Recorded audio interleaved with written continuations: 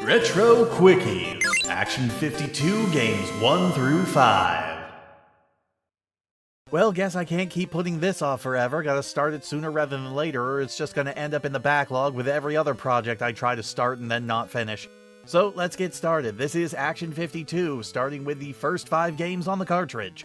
Fire Breathers! You know, I gotta give them credit. It was really bold of them to make the very first game on this horrible cartridge the one and only multiplayer game.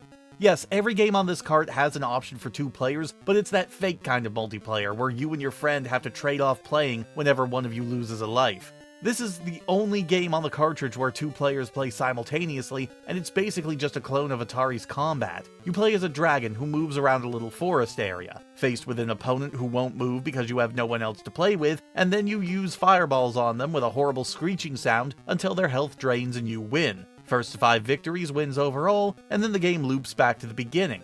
At the very least, this is a game where I can tell what everything is supposed to be, a rarity for this collection, and believe it or not, this game actually works as intended. It's just not that fun or interesting to begin with, and unlike almost every other game in the collection, there's not even any background music. It falls squarely into the boring but playable category, and much like its status as a multiplayer game, it's gonna get real lonely with that distinction.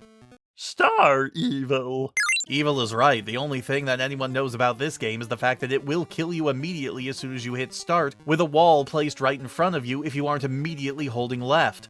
Once you know that and actually get past it though, you're in for a real bad time. It's a scrolling vertical shooter with barely anything to shoot, a problem that only gets worse if you try to be cute and use a turbo button, because that stops literally anything from spawning, including the boss of the level. It's also a horribly designed level, as you die if you touch the edge of the area, and enemies and bosses can slide through these obstacles no problem. And get this, I actually went out of my way to beat the first boss and see what happens in level 2, and apart from a change in color, it is literally the exact same thing, right down to an obstacle that'll kill you right at the level as it starts. The game at least has music, but I think I'd prefer the silence of Fire Breathers over this bop. This game is a lot more indicative of the level of quality we can expect to see in this collection compared to the first game, and it does not inspire a lot of confidence. Illuminator! Boy, I sure do love playing a game where I can't see what I'm doing most of the time. It's a single-screen arcade game where you're throwing what I assumed is just bottles of light juice at infinitely spawning vampires over 4 separate floors. The big gimmick is that every once in a while the lights go out, making it impossible to tell where you or your enemies are, and it comes back when you hit a vampire with the light juice.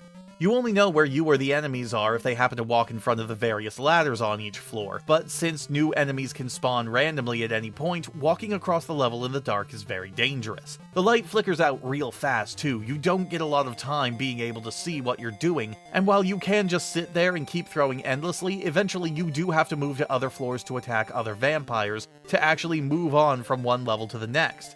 You're also stopped in your tracks every time you attack, which isn't really that big a deal, but the wasted time does add up as you continue to play, making the game feel tedious at best, rather than tense and dangerous, like you'd want to feel in this situation. At the very least, I'll say the music is a bit better, and I can at least tell what most of the things are supposed to be in terms of the graphics. You know, when I can actually see them.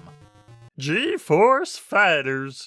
A horizontal scrolling shooter where you at least don't have to worry about something killing you at the start of the level. Instead, this one is made insanely easy, either by staying at the very bottom of the playfield where nothing can touch you, or flying up next to the right edge of the screen and holding down the fire button. While the last couple of games have felt frustrating and annoying, this one goes in the opposite direction and makes it far too easy, to the point where it can get real boring real fast. It's as basic a shooter as you can get. The graphics are also super basic, but at least they're not offensive, which is more than I can say for games that are going to be coming up later. Ooze! If you know anything about this cartridge, apart from their attempt to turn one of the games into a franchise, it's probably the fact that this particular game was part of a contest where if you beat the last level and submitted a picture of the code that appears afterwards, you could potentially win $104,000. However, it was impossible to do that because the game always crashes after level 2. Always. Not that you'll be getting that far very often, because the game is a horrendous platformer with enemies just scattered haphazardly about, with some enemies that just feel completely unavoidable, not helped by the fact that jumping in any platformer on this cartridge feels horrible, and most of the time it just locks you horizontally, making it impossible to jump over pits. I was able to get past this by abusing the weird way the game treats turbo button inputs to basically spam the jump button as fast as I could to get over the pit. It should also be noted that these games have the jump and attack buttons reversed, so A is your attack button and B is the jump button, which just feels all sorts of wrong. The black void background contrasts well with the sickly green that makes up a majority of the color palette, but because green is such an overused color, it legitimately makes the game boring to look at. Yes, it's frustrating to play, but at the very least other games were a bit more visually interesting, even if they were visual vomit. So, that's 5 games down, and if you haven't noticed, there's not a whole lot to say about each individual game, hence why I'm bundling them together like this. I hope you'll look forward to me tormenting myself by going back to this series occasionally, but for now, I'm done. I need to go and wash all the ooze off my shirt.